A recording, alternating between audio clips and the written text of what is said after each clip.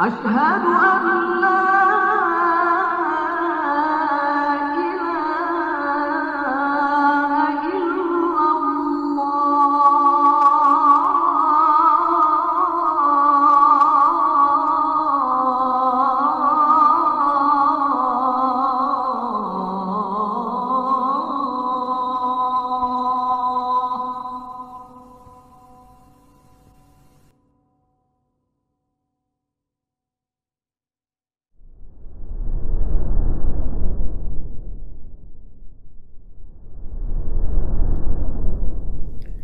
Bismillahirrahmanirrahim. Assalamualaikum warahmatullahi wabarakatuh. Innal hamdalillah nahmaduhu wa nasta'inuhu wa nastaghfiruh wa na'udzu billahi min shururi anfusina wa sayyiati a'malina. May yahdihillahu fala mudilla lahu wa may yudlil fala hadiya lahu. Asyhadu an la ilaha illallah wahdahu la syarika lahu wa asyhadu anna Muhammadan 'abduhu wa rasuluhu la nabiyya ba'dahu. يا أيها الذين آمنوا اتقوا الله حق تقاته ولا تموتن إلا وأنتم مسلمون فإن أصدق الحديث كتاب الله وخير الهدي هدي محمد صلى الله عليه وسلم وشر الأمور محدثاتها وكل محدثة بدعة وكل بدعة ضلالة وكل ضلالة في النار أما بعد. Insyaallah kita lanjutkan kajian kitab Al-Ikhlas, Tariq Al-Khalas di pembahasan kedua dari majalah Al-Ikhlas, ke-12 dari majalah Al-Ikhlas yaitu Al-Ikhlasu fi Kazmil Ghaidh, yaitu ikhlas dalam atau ketika Kazmil Ghaidh, ketika menahan gejolak amarah. Ikhlas ketika menahan gejolak amarah berarti ini menunjukkan bahwasanya saat menahan diri dari marah pun itu bisa menjadi suatu ibadah, bisa menjadi suatu hal yang berpahala. Kalau nahan marah biasa secara natural atau tanpa ada niatan lillahi ta'ala, maka hanya sebatas suatu perbuatan yang tidak ada imbasnya di akhirat.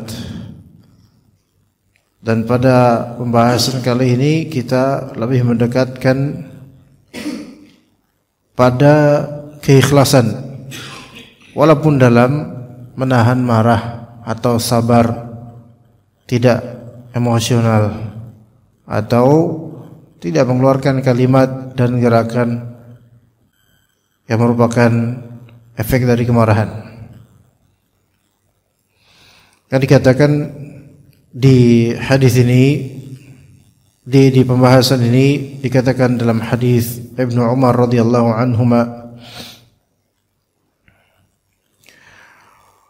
kata Rasulullah SAW, dan hadis ini disebutkan dalam kitab Sunan Ibnu Majah, ma min jur'atin a'zama ajran 'inda Allah min jur'ati ghaidhin kadhamaha 'abdun ibtigha'a wajhillah.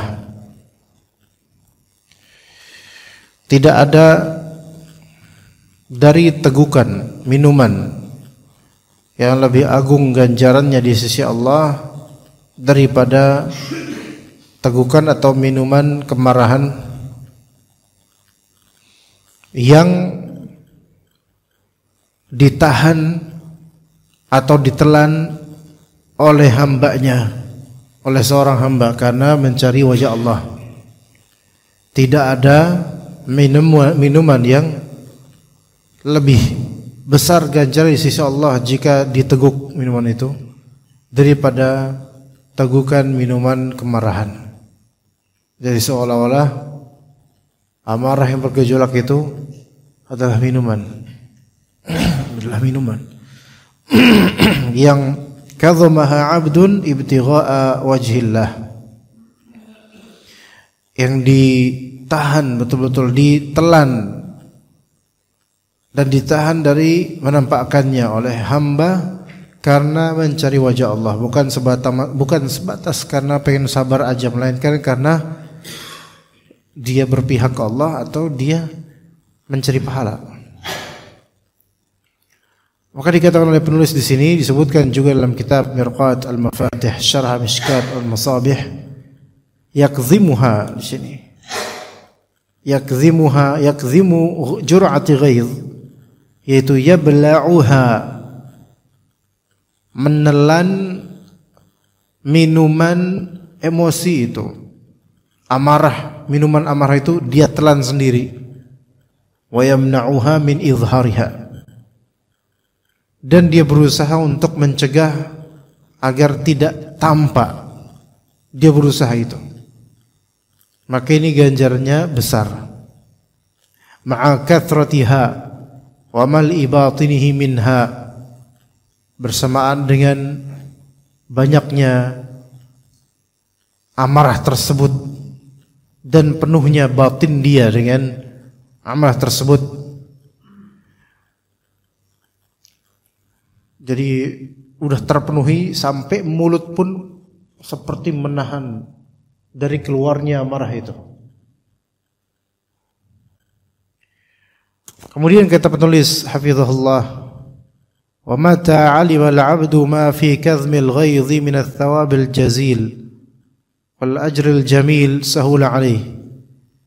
Maka kapan pun hamba mengetahui bahwasanya dalam menahan amarah itu ada pahala yang besar, ganjaran yang indah, maka akan dimudahkan untuk menahan amarah. Jadi ternyata kalau orang-orang yang memiliki temperamental tinggi atau emosi yang tinggi, emosional, itu sebenarnya ada caranya untuk dia menahannya. Seandainya namanya marah atau kebiasaan marah itu bisa dialasankan karena saya darah tinggi, karena suku saya memang begini, karena karakter keluarga saya kayak gini, karena saya orang sini dan seterusnya, maka tentu Rasulullah tidak akan mengatakan la taghdab walakal jannah, jangan kamu marah maka kamu akan dapat surga. Ya. Seandainya boleh dengan alasan kesukuan, alasan latar belakang keluarga, alasan kesehatan dan seterusnya, maka mestinya marah itu tidak terlarang, gitu loh. Tapi ternyata dalam syariat berulang kali ya marah itu dilarang oleh Rasulullah SAW, kecuali marah karena hak Allah Ta'ala dan Rasulnya itu tidak dipenuhi. Ya, itu pun dengan kadarnya, tidak berlebihan. Nah, qadarullah, memang banyak orang kemudian mereka marah hanya karena bagian dunianya saja yang dikurangi. Dan kalaupun marah karena dia manusia, berlarut marahnya sampai kapanpun, berlarut dendamnya sampai kapanpun. Maka ada beberapa suku, baik di Indonesia atau di luar negeri, yang sangat mudah marah, sangat mudah marah, dan marahnya itu rata-rata bukan karena pelanggaran syariat yang dilakukan oleh orang lain, bukan, tetapi karena merasa disakiti atau sedikit dicowel, sedikit marah. Ada beberapa faktor, mungkin faktor geografis atau kebiasaan tradisi nenek moyang, atau karena makanan. Ya. Namun kalau misalnya hal seperti ini, dan setiap dari suku itu memiliki kekurangan dan kelebihan masing-masing. Kalau alasan kesukuan atau geografi itu bisa diterima, maka tentu marah itu malah jadi tidak dilarang dalam syariat. Ayo marah-marah, dan marah itu bukan solusi. Lebih-lebih marah karena keduniaan semata. Nah, apakah orang-orang yang memang punya tabiat temperamental, punya latar belakang darah tinggi, hipertensi, atau kena kolesterol dan seterusnya, atau sedang haid atau gimana, apakah tidak boleh kita menyarankan agar tidak marah? Ya boleh. Kita nasihati agar jangan emosional, apalagi untuk hal-hal yang hanya sekadar dunia saja. Bahkan sebaiknya dinasihati dan bilang la taghdab walakal jannah, jangan marah, insyaallah dapat surga. Dan hadis yang tadi, ma min jur'atin a'zama ajran 'indallah min jur'ati ghaidh kadzamaha 'abdun ibtigha'a wajhillah. Tidak ada regukan yang lebih besar pahala di sisi Allah melainkan regukan kemarahan yang ditahan oleh hamba karena mencari wajah Allah. Berarti di sini solusi bagi orang-orang yang Allah uji dengan mudah marah disebabkan latar belakang keluarga atau kebiasaan keluarga, disebabkan kesukuan atau makanan atau hal-hal lainnya, kesehatan misalnya, maka mencari wajah Allah dan ikhlas dalam menahan amarah ini menjadi kunci kesuksesan menahannya insyaallah. Dan tidak ada alasan dengan mengatakan saya nggak bisa ikhlas, saya nggak bisa mencari wajah Allah. Ini baru, ini tambah ajaib lagi. Ya.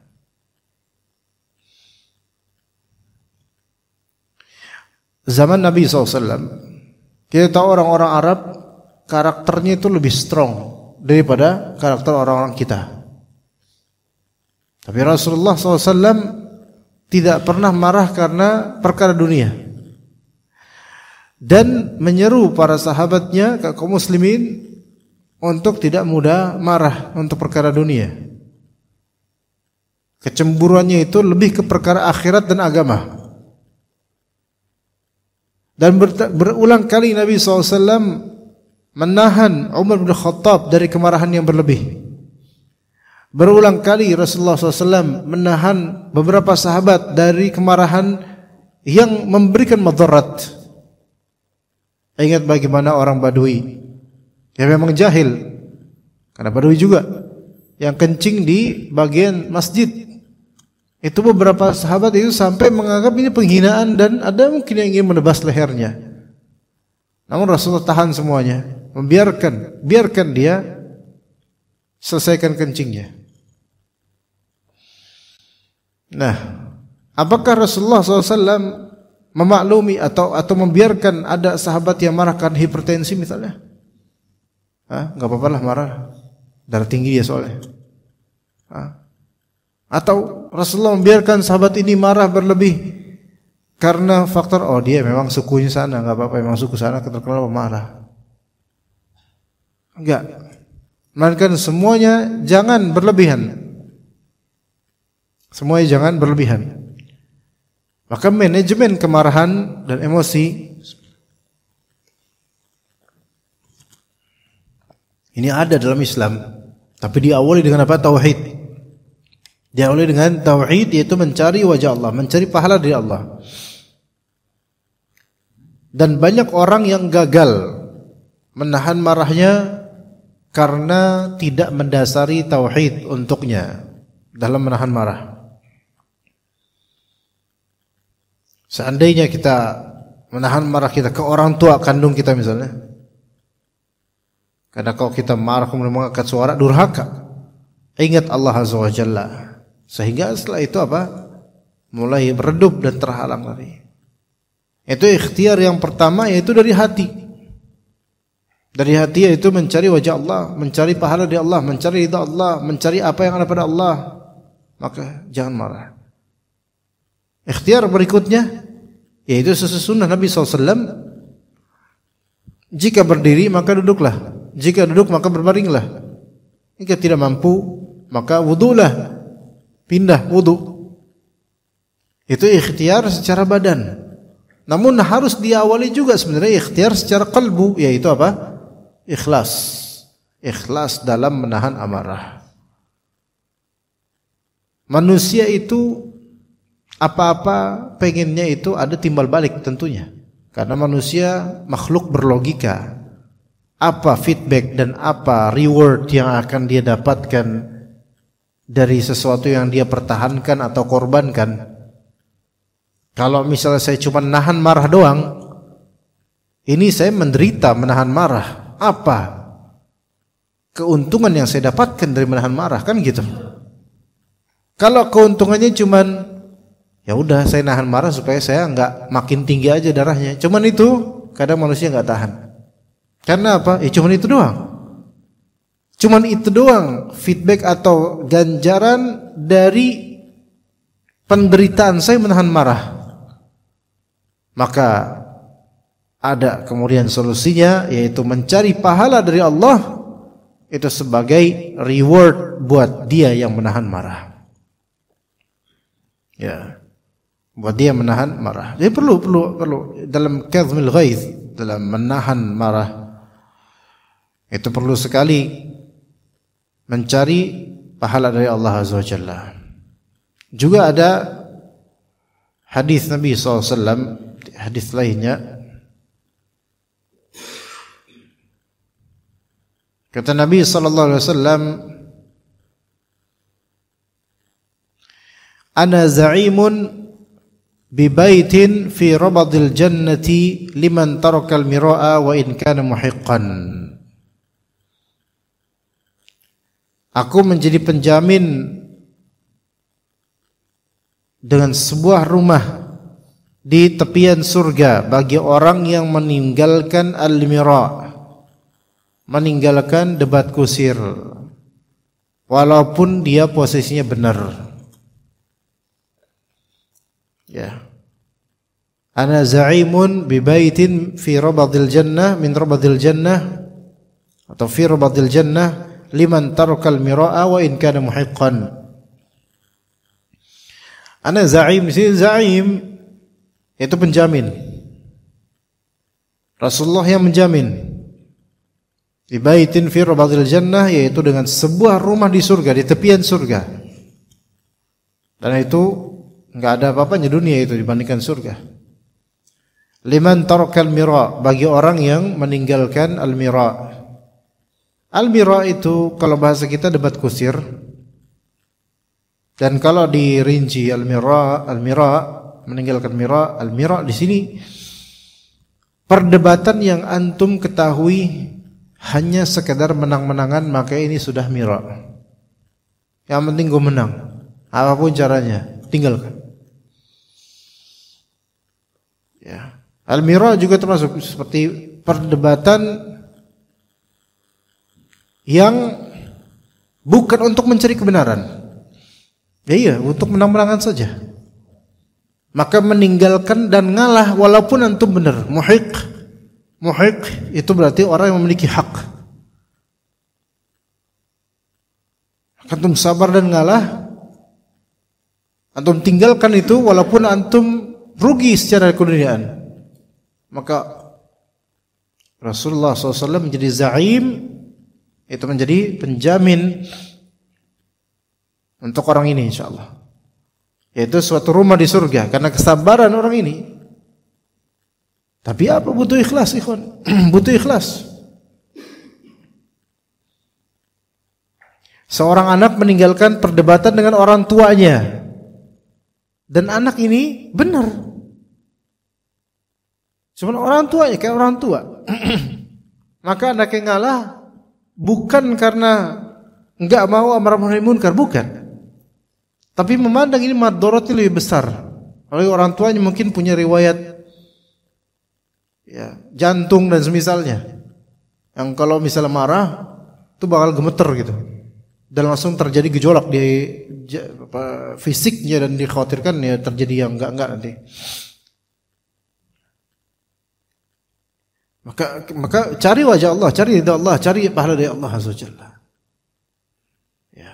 Maka ini tidak akan sampai pada titik yang benar sehingga terjadi mira, yaitu debat kusir. Begitu juga konflik keluarga. Konflik keluarga.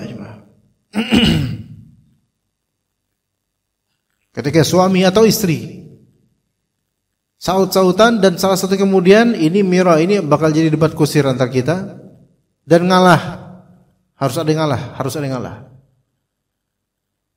Entah suaminya, entah istri yang ngalah. Siapa yang sekarang mau ke surga, ngalahnya. Ngalah dulu. Ngalah di sini bukan berarti tidak akan menasihati, bukan. Tetapi ini perdebatan yang enggak bakal ada ending kecuali lebih buruk daripada sebelumnya. Maka ini al-mira, yaitu perdebatan yang tidak untuk mencari kebenaran atau perdebatan yang hanya untuk menang-menangan saja. Maka harus ada yang ngalah. Walaupun dia memang benar, misalnya ngalah di sini tidak ikutan lagi. Enggak ikutan di arena perdebatan dan adu mulut. Maka Rasulullah SAW za'im bi baitin fi rabadil jannah, menjadi penjamin sebuah rumah di tepian surga. Bahkan sampai ada konflik keluarga yang tadi suami istri dan salah satu melibatkan keluarga, dan ternyata keluarga tersebut menerapkan apa yang diwanti-wanti oleh Nabi tentang tanda-tanda orang munafik. Wa idza khasama fajara. Dan jika orang munafik itu jika khasam bermukhasamah itu apa namanya? Bertikai atau musyajarah, yaitu ribut ya, maka mengambil cara fajir, mengambil cara fasik. Jadi yang penting menang gitu. Yang penting menang.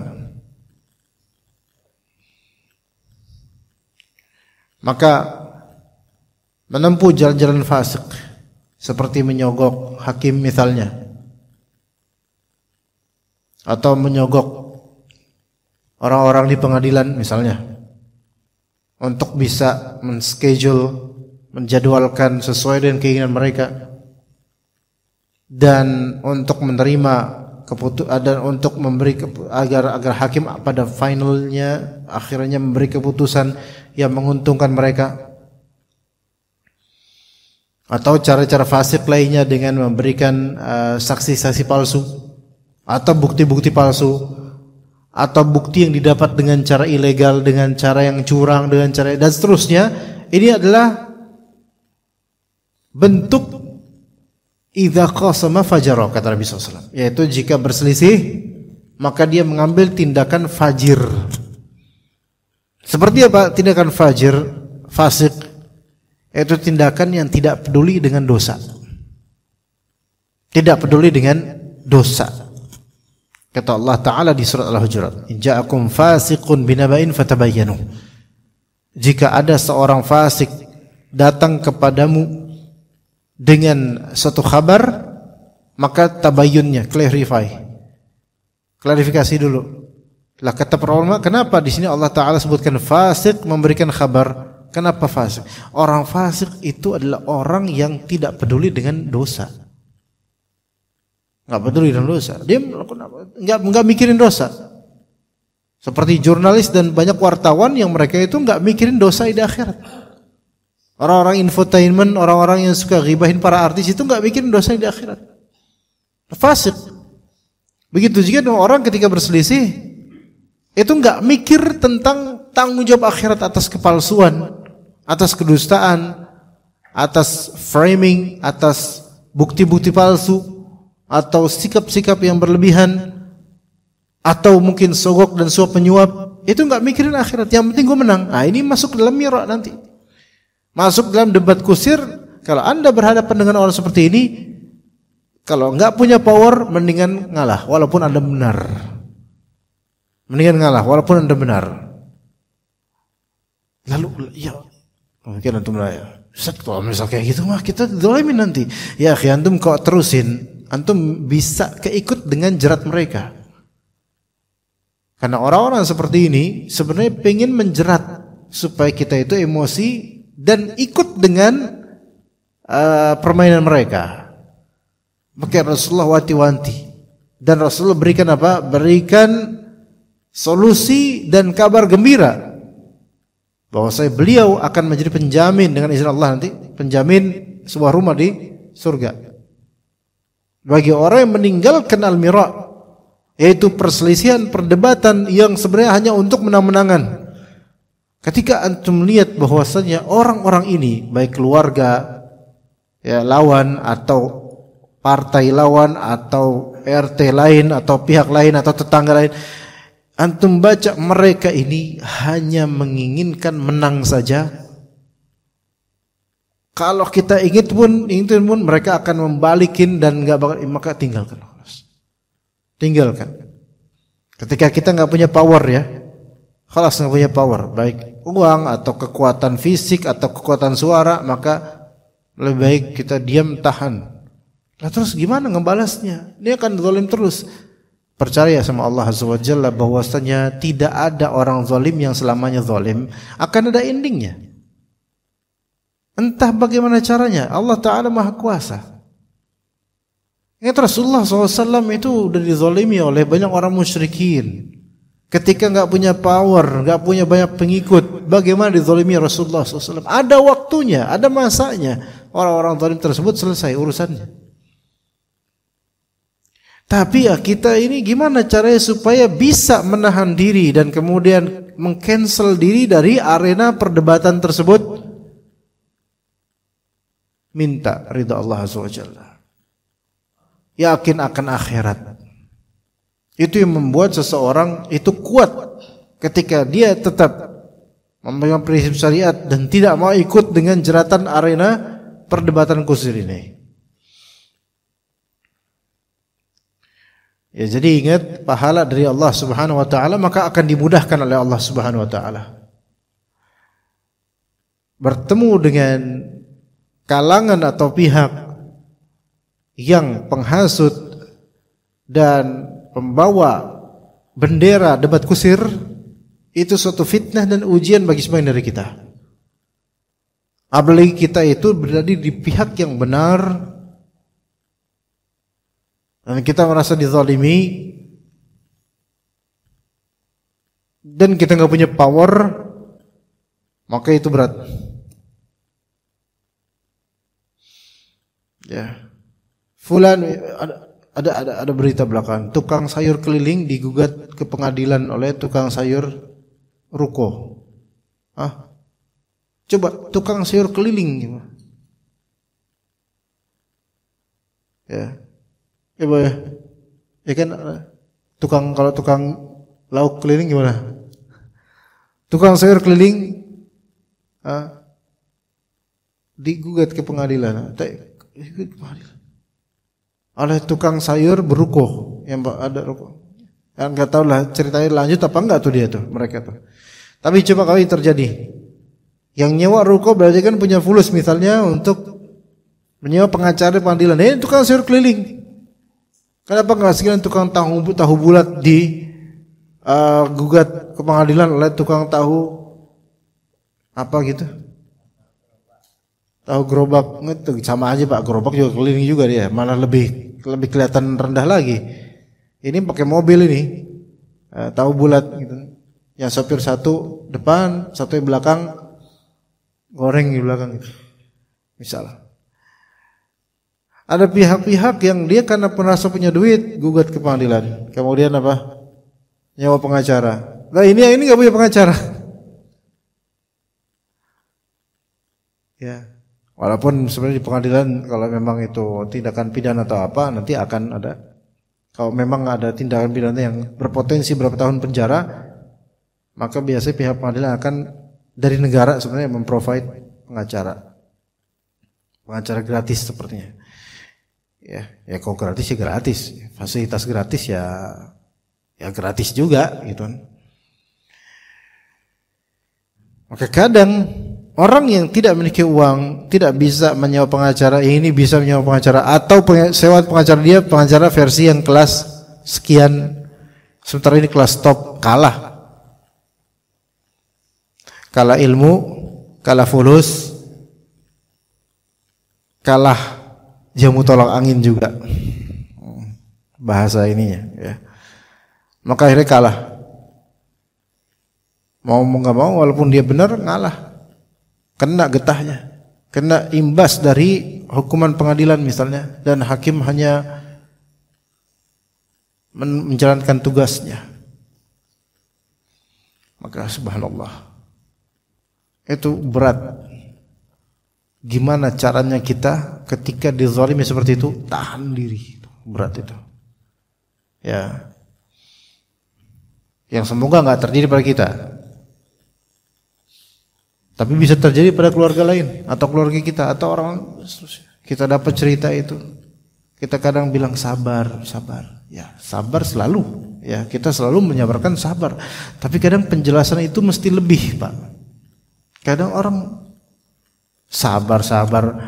Kalau cuman sabar, kalau antum cuma nasihatin sabar, ya kata orang itu.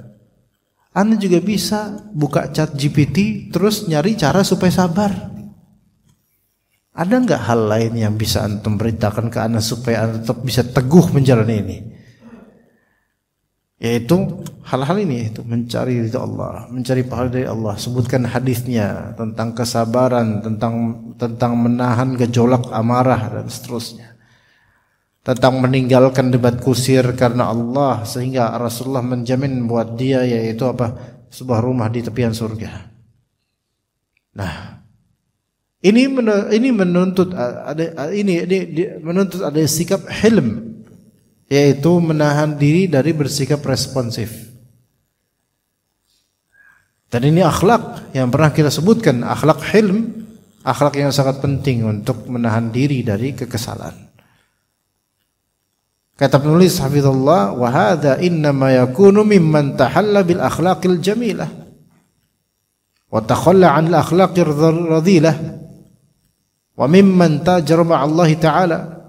Bisanya seseorang menahan amarah, gejolak amarah, itu sebenarnya bersumber dari orang yang memang dia berhias dengan akhlak yang indah dan berlepas diri dari akhlak yang radhilah, yaitu akhlak yang buruk. Dan orang yang bisa menahan dan memanage emosinya itu adalah orang yang berdagang dan bermuamalah pada Allah Azza wa Jalla. Dia melakukan mutajarah, dia adalah pedagang. Dia adalah pedagang. Berdagang pada Allah Azza wa Jalla.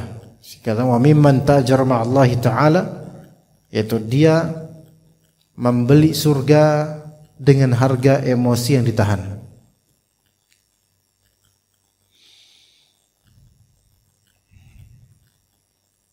Kemudian ada faedah yang penting, kata Ibnu Qayyim rahimahullah, awthiq ghadabaka bisilsilatil hilm fa innahu kalbun idza aflata atlafa. Subhanallah. Kata Ibnu Qayyim dalam kitab Al-Fawaid, awthiq ghadabaka bisilsilatil hilm.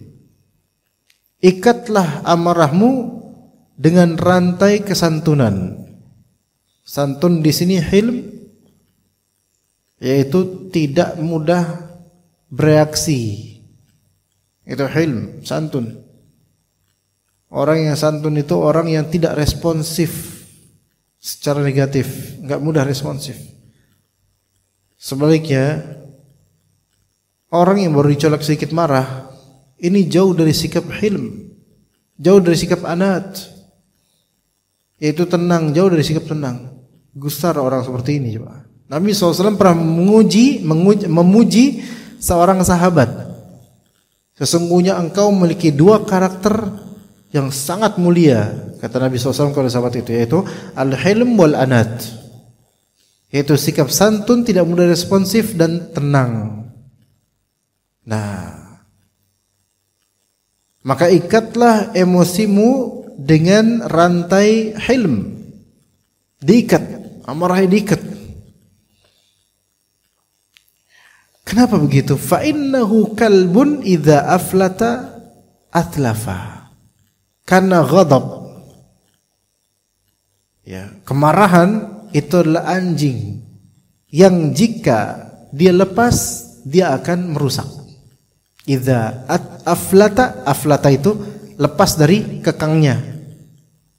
Atlafa yaitu merusak. Ada jenis-jenis anjing yang kalau majikannya itu, majikan ya namanya, majikan bukan apa, pemeliharanya lah itu, melepas rantainya itu pasti ngerusak tuh anjing tuh, pasti gigit dia. Nah, orang-orang yang tidak bisa menahan amarahnya dan merasa bahwa saya tuh harus marah terus,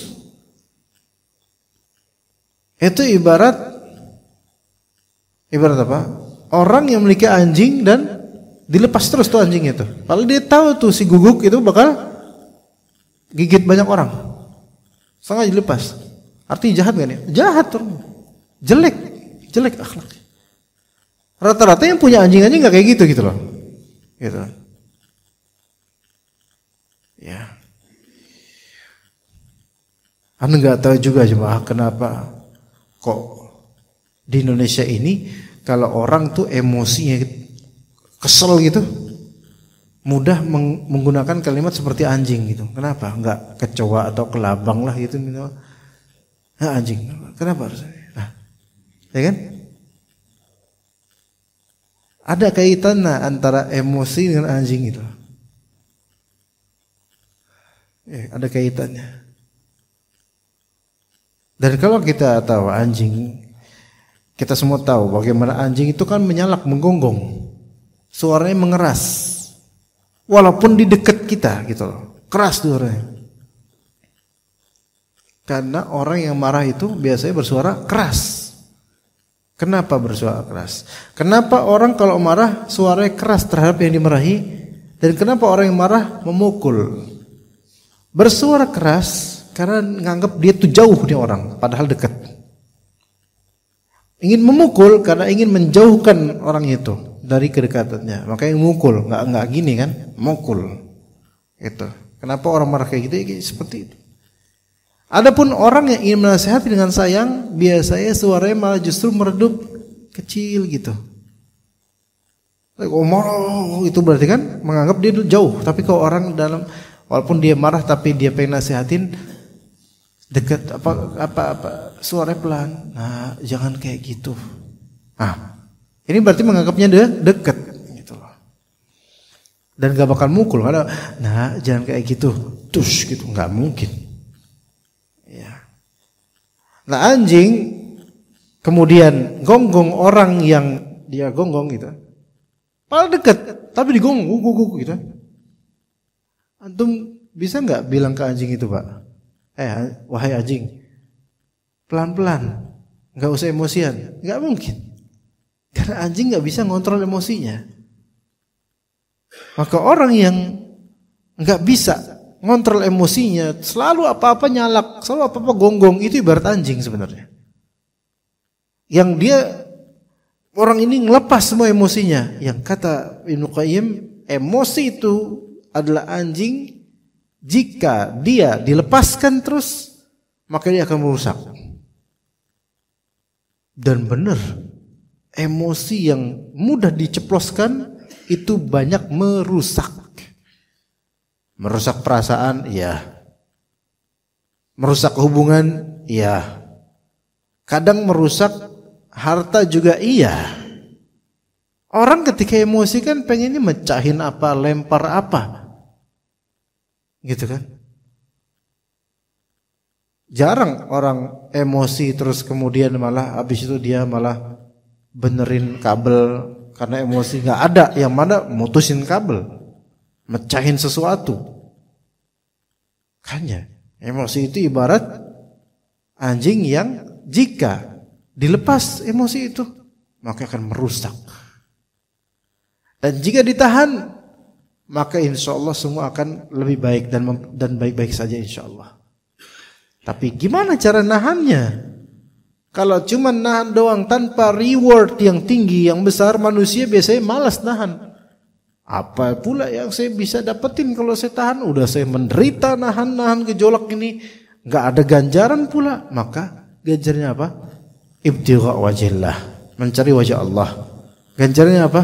Ganjarannya suatu rumah di tepian surga yang dijamin oleh Rasulullah SAW. Begitu jemaah. Jadi butuh ikhlas juga menahan marah ini. Begitu. Tapi kemudian ada pembahasan berikutnya ya. Ini udah syuruk belum? Berapa menit lagi, Pak? Oh iya, kecepatan ini. 10 menit lagi syuruk atau 10 menit udah terbit matahari sepertinya? 4 menit lagi terbit. Oke. Berikutnya al-ikhlasu fi bina'il masajid. Ikhlas dalam membangun masjid-masjid. Dari Utsman bin Affan radhiyallahu anhu, beliau berkata, Rasulullah SAW bersabda, "Man bana masjidan yabtaghi bihi wajh Allah, banallahu lahu mithlahu fil jannah." Barang siapa yang membangun suatu masjid dan dia mencari wajah Allah dengan pembangunan masjid itu, maka Allah Ta'ala akan membangunkan untuk dia sepertinya di surga. Mithlahu, yaitu seperti masjid tersebut. Ya, di surga nanti. Tentu bangunan di surga jauh lebih indah. Yaitu seperti amalan dia, ya. Walamma, kata penulis di sini, walamma fahima Utsmanu hadzal ma'na ta'annaqa fi bina'il masjid wa hassanahu wa atqanahu wa akhlasa lillahi fi. Ketika Utsman bin Affan memahami hadis ini, makna hadis ini, maka beliau pun bergegas membangun masjid, memperbaiki masjid, memperbagusnya, dan mengikhlaskan amalan lillahi ta'ala dalam membangun masjid. Raja'a an yubna lahu fil jannati qasrun mutqanun musrifun muraffa'. Karena beliau mengharapkan dibangunkan untuknya di surga nanti, yaitu qasr, benteng. Qasr itu istana atau benteng yang mutqan itu yang bangunannya itu betul-betul apa ya, tatel, apa ya, berkualitas kokoh. Musyrif yang tinggi, musyrif itu tinggi, murafa' yang tinggi diangkat. Wa qad fa'ala Allah Ta'ala lahu dzalika wa ziyadah radhiyallahu anhu. Allah Ta'ala melakukan itu untuk Utsman, menjanjikan itu untuk Utsman bin Affan. Tidak, Utsman bin Affan ini orang yang memiliki kekayaan, dan kekayaan itu banyak untuk diwakafkan ke kaum muslimin, baik sumur, masjid. Berkata Ibnu Rajab rahimahullah dalam kitab atau dalam Fathul Barinya Ibnu Rajab, bukan Ibnu Hajar, al-ikhlasu syartun li husulis thawabi fi jami'il a'mal. Ikhlas itu adalah syarat untuk mendapatkan pahala dalam semua amalan. Fa innamal a'malu binniyat wa innamal limri'in ma nawaa. Amalan tergantung niatnya, dan seseorang tergantung dapat pahala sesuai dengan dia niatkan. Wa bina'ul masajidi min jumlatil a'mal. Membangun masjid itu termasuk dari amalan. Fa in kana al-ba'ithu ala 'amalihi ibtigha' wajhillah hasalahu hadzal ajr. Jika ba'its itu faktor atau penyebab dia beramal membangun masjid itu adalah mencari wajah Allah, maka dia akan mendapatkan apa yang dia niatkan. Wa in kana al-ba'ithu 'alaihi ar-riya'a was-sum'ata wa al-mubahat fa sahibuhu muta'arridun li maqtillahi wa 'iqabih. Kalau misalnya faktor dia membangun masjid itu karena riya, sum'ah, mubahat. Riya itu karena pengen dilihat dia tuh ngebangun masjid. Sum'ah pengen namanya didengar sebagai orang yang mengarsiteki atau orang yang paling berandil dalam membangun masjid. Mubahat karena pengen berbangga-bangga dengan masjidnya. Maka orang seperti ini muta'arridun limaqtillahi wa iqabi. Orang seperti ini seperti orang yang sedang menjajakan dirinya kepada kemurkaan Allah dan hukuman dari Allah. Kasairi man 'amila syai'an min a'mal bir yuridu bihi dunya. Seperti seluruh orang yang beramal sesuatu dari amalan akhirat, amalan kebaikan, tapi dia pengen di dunia aja dari itu. Itu sama Seperti orang yang kaman shalla yurai, atau hajja yurai, atau tasaddaqa yurai. Seperti orang yang salat dan dia riya, orang yang haji dan dia riya, orang yang sedekah dan dia riya, sama itu semua. Apalagi sekarang bangun masjid karena mubahat. Mubahat itu apa? Mubahat itu pengen berbangga-bangga dengan masjidnya. Ini masuk dalam banyak masalah. Membangun masjid, yaitu membangun bangunannya, atau membangun kemakmuran masjid, DKM misalnya. Karena pengen, wah ini DKM siapa nih, masjidnya bagus banget gitu. Kayak pengen bangga-bangga doang. Termasuk panitia kajian. Iya, panitia kajian.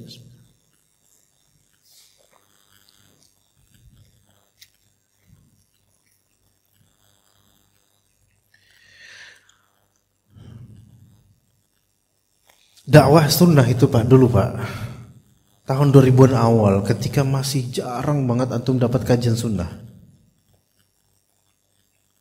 Panitia kajian itu betul-betul orang-orang yang memang pengen betul-betul dapat ilmu dan pengen masyarakat tuh dapat ilmu sunnah. Beneran beda banget dulu sekarang. Ya, dulu tuh beda banget keberkahannya. Panitia kajian, panitia masjid mendatang, walaupun tabligh akbar, memang benar-benar panitianya itu pengen dapat ilmu dan pengen melestarikan sunnah di daerah itu atau di kaum muslimin.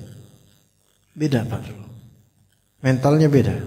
Kalau sekarang panitia itu pekerjaan. Kalau sekarang panitia kajian itu adalah job desk atau apa namanya, profesi.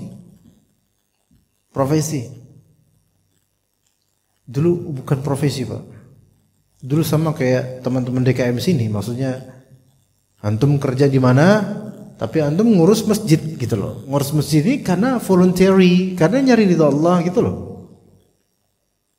Kalau memang marbot, ya marbot memang ngurus masjid dan dia job desknya di masjid dan memang dapat gaji mukafah dari situ karena stay di masjid selalu, wajar.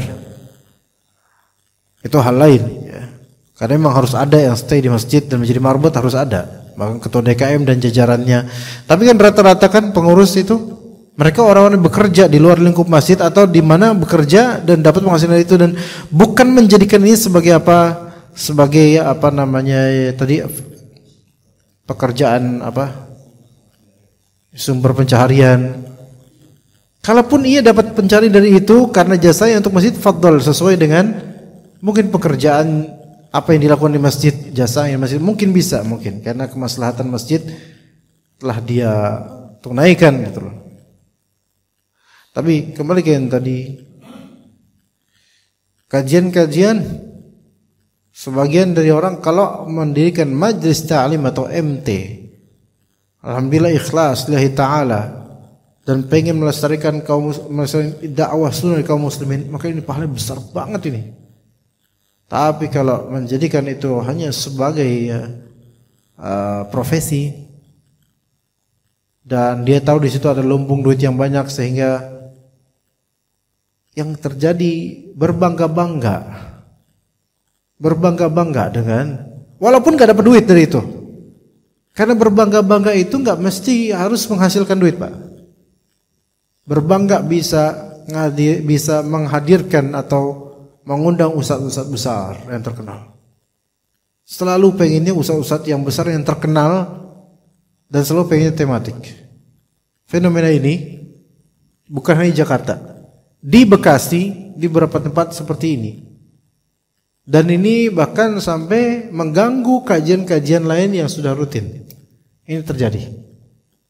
Memang bukan di daerah ini Jati apa nih? Keramat Jati apa? Jati Makmur. Masih Jati Makmur ini. Ya. Bukan daerah Jati-Jatian. Ya. Bukan Jati-Jatian ini kan pohonnya masih banyak nih. Bukan. Enggak daerah sana. Sana yang mana nggak tahu tuh sana. Sana juga di mana nggak tahu. Oh ya ada di Bekasi beberapa tempat. Yang mana seolah-olah ini kayak ngikutin dengan tracknya beberapa panitia Jaksel. Ana orang Jakarta Selatan, Pak. Gitu. Lahiran Jakarta Selatan. Lahiran beneran dan hidup dari kecil di Jakarta Selatan. Nah, euforia dakwah sunnah ini kita suka, kita senang dengan perkembangan dakwah sunnah. Tapi ya ikhwan, hati-hati dengan yang namanya mubahat. Mubahat berbangga-bangga dengan besarnya, banyaknya, membludaknya, melubernya, itu hati-hati. Yang mana beberapa dari tim sebagian ustadz, timnya bukan ustadznya, dan sayang ustadznya kok nggak bisa ngatur timnya gitu loh maksudnya. Itu kerap kali menunjukkan di media sosial atas nama ustadznya, official ustadznya, banyaknya meludak, foto-foto beludaknya kajian dan seterusnya dan seterusnya. Sebenarnya ini sebenarnya yang dicontohin ini apa dari sini? Apa pengen mubahat? Apakah pengen supaya kelihatan banyak kita ini, kawan? Ya. Dan ini panitia-panitia atau beberapa tim dari ustadz itu rata-rata banyak bukan talibul ilm, bukan penuntut ilmu, kawan, bukan. Rata-rata apa? Orang baru hijrah. Hijrah dari mana gitu? Maksudnya hijrah dari Ikhwanul Muslimin, hijrah dari PKS, hijrah dari mana, hijrah. Kemudian mengadopsi apa-apa yang dulu biasa di harokah maksudnya harokah. Diadopsi ke dakwah sunnah. Anda nggak tahu, antum paham nggak insight ini gitu loh. Itu banyak-banyakan. Itu tahu pergerakan orang-orang harokah, ikhwan, orang-orang partai, orang-orang ikhwan muslimin. Mereka apa? Ya dakwah mereka itu yang penting banyakin dulu, ngumpulin orang dulu, banyak-banyak dulu. Ya, gitu. Sementara dakwah sunnah asli nggak gitu caranya, tracknya nggak gitu. Maka kemudian ini malah jadi asistennya ustadz, menjadi pengatur jadwal ustadz, menjadi fotografernya ustadz, kemudian apa di media sosial ustadznya apa-apa tuh hal-hal yang seperti bilantika, hal-hal yang masya Allah kemewahan ustadznya, inian ustadznya dan seterusnya. Apa yang dicontohkan dari ini coba? Memang banyak tersurat akhirnya. Sekarang dakwah sunnah banyak orang yang suka. Alhamdulillah ada sisi alhamdulillah, tapi dalam hal lain ada innalillahnya juga itu. Itu esensi tauhid dan benar-benar tauhidnya itu dan sunnahnya itu nggak banyak orang yang kemudian kesentuh di situ. Karena awal ketertarikannya itu bukan dari segi tauhidnya dulu, bukan. Tapi apa? Rame nih. Banyak nih. Ganteng nih ustadznya. Mewah nih ustadznya. Ustadznya bawa mobil ini, ustadznya bawa motor ini dan seterusnya. Dari situlah. Yang asli dakwah sunnah nggak kayak gini. Mubahat, yaitu berbangga-bangga dengan banyak, dengan ini, dengan itu hati-hati banget itu. Jangan sampai ke situ. Kok sampai ke situ dan kebiasaan di titik itu kemudian menampakkan ke umat dibanyak-banyakan, maka ini nggak berkah nanti jadinya. Ya kita nggak bisa menggali hati manusia, tapi kerap kali kelakuan manusia itu menerjemahkan isi hatinya. Begitu jemaah sekalian. Ya, dalam membangun masjid, membangun kajian, membina ilmu, menyebarkan ilmu pun jelas butuh ikhlas. Siapa yang cuma banyak-banyakan, cuman euforia doang, maka akan terlihat dari kualitasnya nanti. Ya begitu, Allahu a'lam. Sepertinya sudah masuk waktu syuruk mungkin. Sepertinya sudah Pak ya. Ya. Dan kalau melihat dari gelagat antum kayaknya nggak ada pertanyaan. Nggak ada Pak? Ada? Oh ya silakan. Waalaikumsalam warahmatullahi wabarakatuh.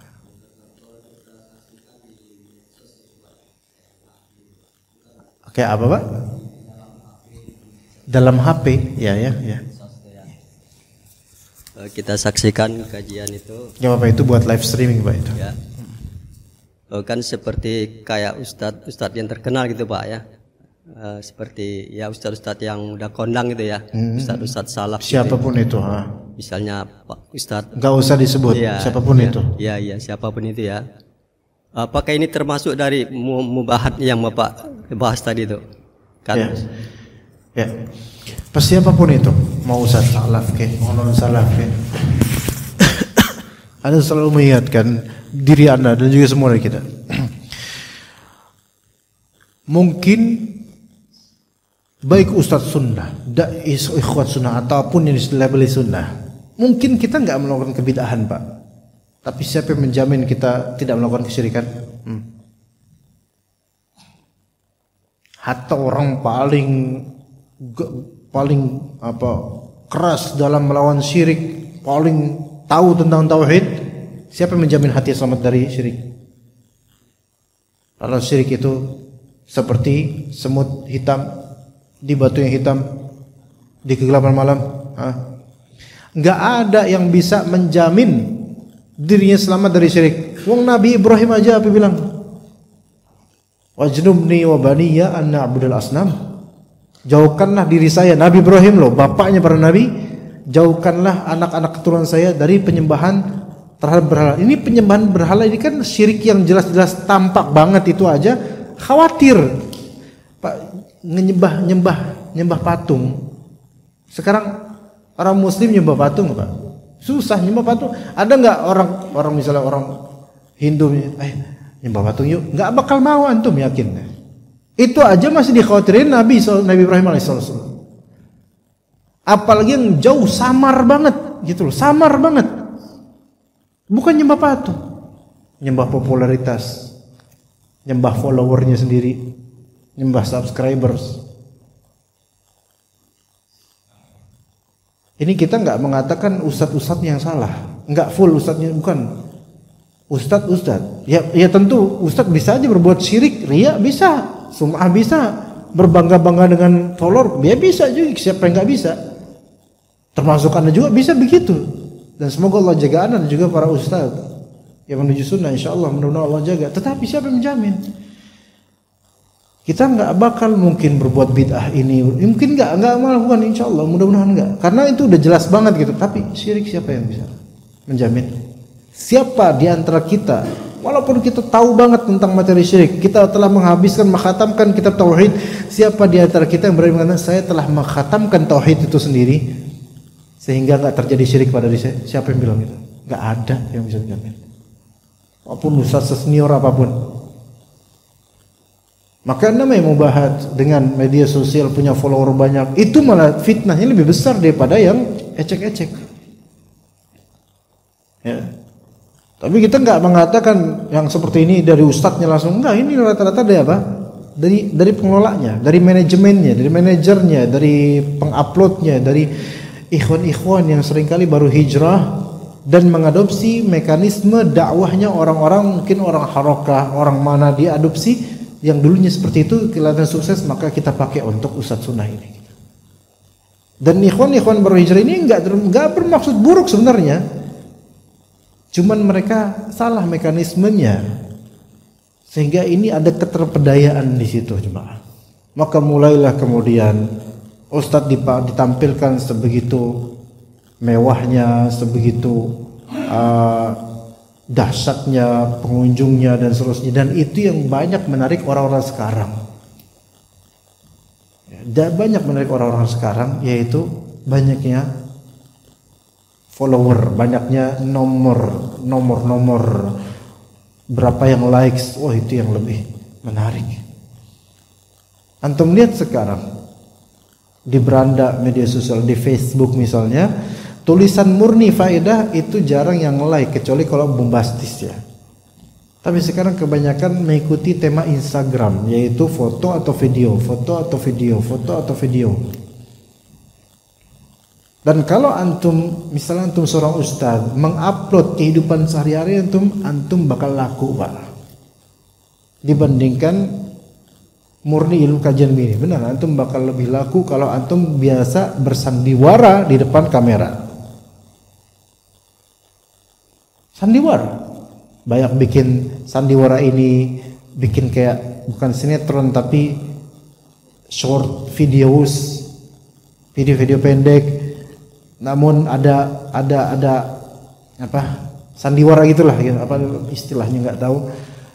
Ya, ini dengan alasan pastinya untuk meraup banyak orang yang tertarik. Ya ada alasan benaran juga, tapi fitnahnya besar. Sehingga mubahat. Ya untuk gini, ana pernah ya sama seorang ustaz, ana mengisi daurah.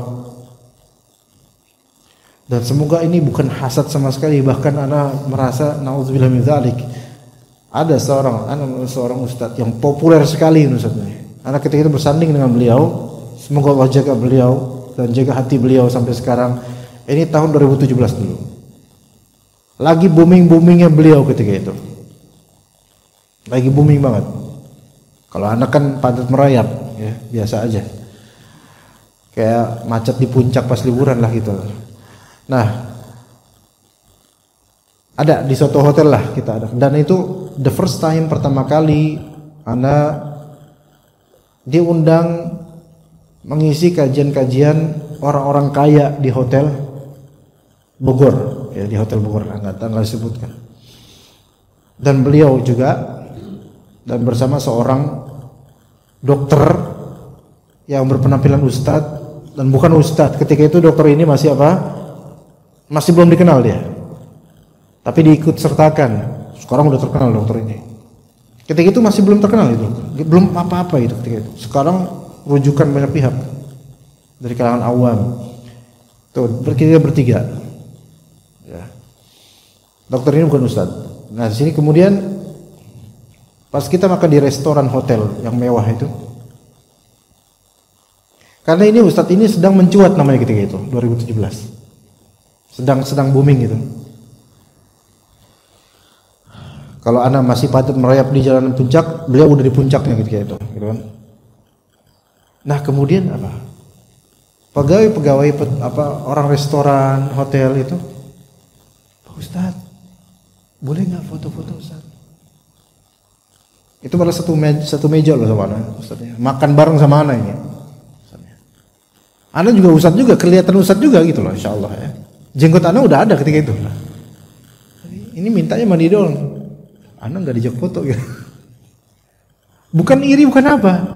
Oke foto, saja pun foto. Dengan baik Ustadz ini mensyaratkan saya nggak mau difoto kalau cuma sama perempuan seorang doang, harus ada laki-laki lain gitu. Paham nggak? Gitu. Supaya tidak terjadi fitnah gitu kan. Kalau cuma perempuan kan fitnah banget gitu. Tapi dalam hati anak, Ustadz, antum membiarkan mereka foto-foto gitu, itu udah jadi fitnah sebenarnya. Walaupun nggak sama perempuan gitu. Dalam hati anak, cuman nggak bisa ngomong kayak gitu. Ya, karena ini proyeknya beliau gitu. Anak bukan berarti anak kesel nggak diikutin foto, enggak, malah nggak mau anak, malu ya. Tapi beliau mau gitu. Oke. Kalau sekali ya mungkin oke lah. Karena kita lagi makan, ada orang minta foto, terus mau. Dan bukan cuma satu orang, dua orang, berapa orang, ganti-gantian. Astagfirullahaladzim. Ini Ustadz nggak diambil ilmunya, tapi diambil apa? Fotonya, personalitinya. Anak kesian sebenarnya. Tapi beliau insya Allah orang baik itu aslinya. Cuman kesian, popularitas itu membuat seolah hal ini baik. Ini nggak baik, nggak baik beneran. Jijik anak malah ngeliatnya. Apa bedanya dengan misalnya Cristiano Ronaldo lewat di jalanan pasar gitu, kemudian orang-orang pada minta foto. Sama. Ustadz itu punya murid, bukan punya fans. Yang punya fans itu artis. Nggak bisa, Ustadz itu nggak punya fans. Nggak layak Ustadz punya fans, dan nggak layak kita ngefans sama Ustadz. Cari ilmunya Ustadz dan beramallah itu. Adapun fans, mereka nggak mengamalkan ilmu dari yang mereka fansin. Ada nggak ngefans sama fulan, kita amalkan ilmunya fulan? Nggak ada. Bedakan fans dengan murid. Jika antum memang lillahi ta'ala, antum jadilah muridnya.